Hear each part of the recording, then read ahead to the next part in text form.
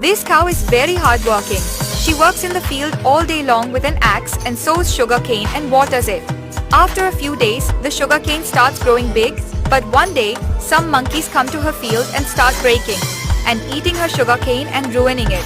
Then the cow comes there and sees the monkeys and runs and calls the police. The police comes. The cow tells the whole story to the police while crying. The police believe the cow and catch the monkeys, handcuff them and take them to jail. Didn't you give a like for this cow?